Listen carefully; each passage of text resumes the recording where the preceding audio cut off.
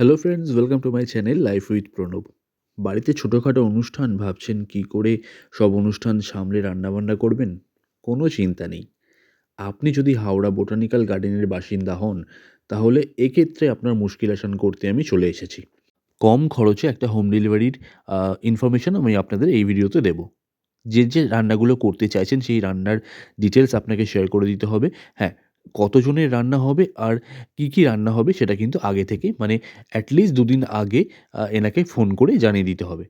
Details আমি আমার video ডেসক্রিপশনে দিয়ে দেবো, সেখান থেকে তোমরা পেয়ে যেতে পারো। এই মেনুটায় ছিল ৩০ জনের রান্না। তার মধ্যে একটি পুজোর আয়োজন ছিল আরকি।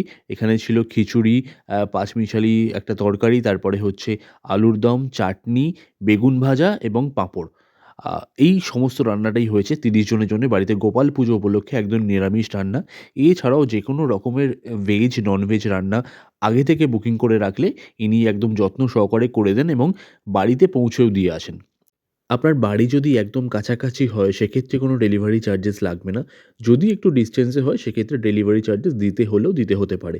শুধুমাত্র বাড়ির খাবারই নয়, যেকোনো রকম অফিসের যদি কোনো বুকিং থাকে সেক্ষেত্রেও ইনি অর্ডার নিয়ে থাকেন। হ্যাঁ, অফিসের বুকিংয়ের ক্ষেত্রে একটু অগ্রিম ওনাকে জানিয়ে দিলে ভালো হয়। আগের দিন জানাতে পারলে তো খুবই ভালো, যদি প্ল্যান্ড কোনো লাঞ্চ থাকে। যদি হঠাৎ করেই প্ল্যান হয়, এট লিস্ট সকাল ১০টা থেকে ১০:৩০ র মধ্যে কী খেতে চাইছেন সেটা জানিয়ে দিলে ইনি যত্ন সহকারে করে দিয়ে থাকেন।